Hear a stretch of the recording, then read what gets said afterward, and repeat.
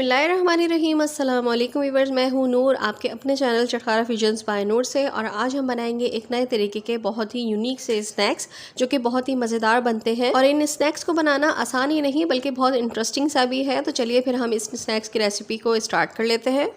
ये potato bytes बनाने के लिए मैंने यहाँ पे आधा किलो आलू ले लिए थे और इनको मैंने बॉईल कर लिया है। बॉईल करने के बाद हम इनको अच्छी तरीके से मैश कर लेंगे। बिल्कुल स्मूथली हमने इनको मैश करना है। आलूओं को हमने अच्छे तरीके से मैश कर लिया है। आप चाहें तो आप बॉयल आलू को ग्रेट भी कर सकते हैं। अब मैं इसमें डाल दूंगी 1 ग्लास के करीब मिल्क। आप कोई सा भी मिल्क यूज़ कर सकते हैं, इसमें डब्बे का या फिर डेयरी का, लेकिन मिल्क रूम टेम्परेचर पे रखा हुआ होना चाहिए। बस पूरा 1 ग्लास भर के हमने मिल्क इसमें शामिल कर देना है। अब इसमें डाल दूंगी एक एग। एक नॉर्मल साइज़ का एग हम तोड़ के इसमें डाल देंगे। डायरेक्ट मत डालिएगा एग, पहले प्याले में हम तोड़ लेंगे फिर निकालेंगे, वरना पे अगर गंदा हुआ तो सारा बैटर हमारा ख़राब हो जाएगा। अब इसमें मैं शामिल कर दूंगी 1 टीस्पून के करीब यीस्ट। मैंने यहाँ पे इंस्टेंट ड्राई यीस्ट यूज़ की है। यीस्ट डालने के बाद मैं इसमें ऐड कर दूंगी 1 टीस्पून के करीब सॉल्ट आप अपने टेस्ट के हिसाब से भी डाल सकते हैं। जब बैटर तैयार हो जाएगा तब हम सॉल्ट को चेक करने के बाद उसमें एडिशन कर सकते हैं। 1 टीस्पून में इसमें ऐड करूँगी ब्लैक पेपर पाउडर। अब मैं इसमें 1 टीस्पून के करीब रेड क्रश चिलीज डाल दूंगी। अब हम थोड़ा सा हरा धनिया ले लेंगे और हरे धनिया को हम थोड़ा सा बारीक काटेंगे और काट के हम इसमें शामिल कर देंगे।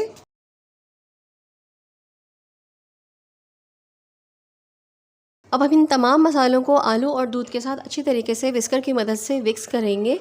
अच्छी तरह से हमें इसको मिक्स करना है। अगर आप ये काम स्पून की मदद से करना चाहते हैं तो स्पून की मदद से भी कर सकते हैं या फिर आप बीटर की मदद से भी इसको मिक्स कर सकते हैं। ये लीजिए फ्रेंड्स, बैटर हमारा अच्छी तरीके से मिक्स हो चुका है। देखिए कितना स्मूथ सा बैटर हमारा तैयार हो गया है। अब यहाँ पे मैं मज़ीद फ्लेवरफुल बनाने के लिए इसमें डालूंगी पास्ता मसाला। आप कोई सा भी पास्ता मसाला यूज़ कर सकते हैं। अगर ना हो तो जो मैगी का मसाला होता है, चटपटे मैगी का, आप वो भी इसमें डाल सकते हैं। बस इसके डालने से बहुत ही यूनिक सा और डिफरेंट सा और बहुत ही अच्छा सा फ्लेवर इसका इन्हेंस होकर आता है। पास्ता मसाला अच्छी तरह से मिक्स करने के बाद मैं यहाँ पे 200 ग्राम्स के करीब मैदा शामिल कर दूँगी। मैदे को पहले छान लीजिएगा फिर उसमें शामिल करिएगा। मैदा ऐड करने के बाद मैं इसको स्पून की मदद से अच्छी तरह से मिक्स कर लूँगी। मिक्स करते हुए आपने एक बात का ख़ास ख्याल रखना है कि आपने इसमें मज़ीद पानी या मिल्क यूज़ नहीं करना है। बस जैसे जैसे आप मिक्स करते जाएंगे, देखिए ये स्मूथ सा बैटर हमारा बनके तैयार हो जाएगा जब अच्छी तरह से मिक्स हो जाएगा। बैटर को अच्छी तरीके से हमें मिक्स करना है, कोई भी लुम्ब या गुठली मैदे की बाकी उसमें ना रहे। अच्छी तरह से बैटर हमारा हो गया है। अब इसको 30 से 40 मिनट्स के लिए रेस्ट के लिए काउंटर पर ही छोड़ देंगे। ये देखिए व्यूअर्स, 40 मिनट्स हो चुके हैं।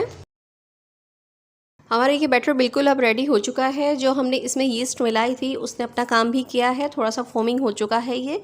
हम इसको अच्छी तरह से एक मर्तबा मिक्स कर लेंगे। अब हम एक पाइपिंग बैग लेंगे। अगर आपके पास पाइपिंग बैग नहीं हो तो आप कोई भी जो डेयरी की थैली होती है, दूध की जो थैली होती है, या कोई भी आप रैपर या फिर आप प्लास्टिक शीट की भी कोन बना सकते हैं। बस इस तरह से पाइपिंग बैग किसी जार में या फिर किसी ग्लास में आप रख सकते हैं और तमाम बैटर इसमें ट्रांसफ़र कर देंगे। बैटर की कंसिस्टेंसी यहाँ पे आप नोट कर लीजिए। आपका बैटर ज़्यादा पतला नहीं होना चाहिए। मिल्क की जो मेजरमेंट मैंने आपको बताई है, आपने उतनी ही मेजरमेंट इसमें यूज़ करनी है। अगर आपको वीडियो मेरी अच्छी लग रही है यहाँ तक तो मेरी वीडियो को लाइक कर दीजिए और अगर आप मेरे चैनल पर नए हैं तो चैनल को सब्सक्राइब करके बेल का आइकन भी प्रेस कर दीजिए। अब हम इस पाइपिंग बैग को बहुत आराम से उठाएंगे और इसकी एक कोन बना लेंगे। पिछला सिरा जो हमने फोल्ड किया है उसको हम रबर बैंड से बांध लेंगे। अगर आप चाहें तो आप ना बांधिए, अच्छी तरह से हाथ में पकड़ के भी आप कोन को यूज़ कर सकते हैं। ये देखिए हमारी कोन बिल्कुल बनकर रेडी हो चुकी है। अब हम कढ़ाई में ऑयल शामिल कर देंगे और फ्लेम को ऑन कर देंगे। एक सीजर की मदद से तकरीबन 1 इंच की टिप हम काट देंगे कोन की। अब इस तरह से कोन और सीज़र की मदद से हम बैटर को कढ़ाई में डालते जाएंगे। 1 इंच के करीब का टुकड़ा निकालेंगे और उसको सीज़र की मदद से हम कट कर देंगे ताकि बराबर के हमारे पोटैटो बाइट्स बनके तैयार हों। देखा फ्रेंड्स, है तो इजी लेकिन बनाना कितना इंटरेस्टिंग है। मज़ा आएगा आपको बनाने में। इस रेसिपी को ज़रूर ट्राई करिएगा। और खाने में ये इतने लजीज लगते हैं पोटैटो बाइट्स, जब आप बनाएंगे ना तो घर वाले या फिर मेहमानों के सामने जब रखेंगे तो वो आपकी तारीफ़ किए बगैर नहीं रहेंगे। बहुत ही ज़बरदस्त और बहुत ही यूनिक और ईजी सी रेसिपी है। झटपट से तैयार हो जाती है। बस मसाला मिक्स कीजिए और इस तरह से स्नैक्स बना के आप तैयार कर लीजिए। टी टाइम के लिए भी बहुत ज़्यादा बेस्ट रहते हैं। इसके अलावा बच्चों के लंच बॉक्स के लिए भी बहुत ज़्यादा मज़ेदार है। ये देखिए, पहले हमने इसमें चमचा नहीं चलाया है, है। कढ़ाई को हमने थोड़ा सा हिला के बहुत एहतियात के साथ हमने उनको अलहदा कर लिया था।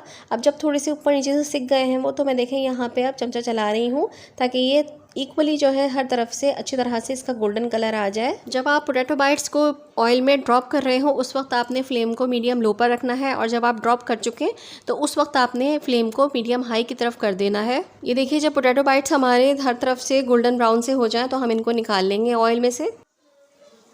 बस फ्रेंड्स, इसी तरह से हम दूसरा बैच भी तैयार कर लेंगे।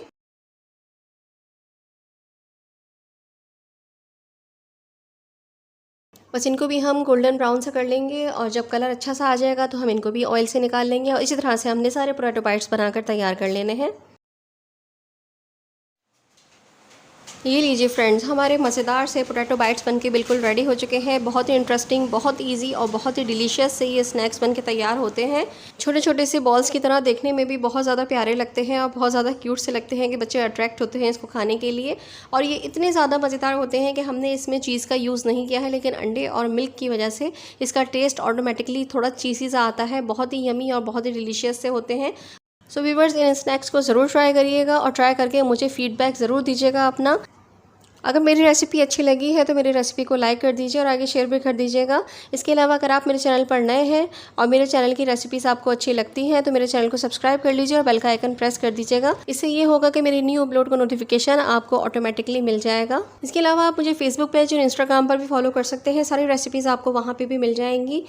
इसके साथ साथ मैं अपने तमाम सब्सक्राइबर्स का भी शुक्रिया अदा करती हूँ कि वो मुझे बहुत सपोर्ट करते हैं। इतने प्यार और मोहब्बत का बहुत बहुत शुक्रिया। जज़ाकल्लाहु खैरन कसीरा। नूर को अपनी दुआ में ज़रूर याद रखिएगा। इंशाल्लाह ताला अल्लाह ताला आप सबके रिज़्क़ में भी बरकत अता फरमाएंगे।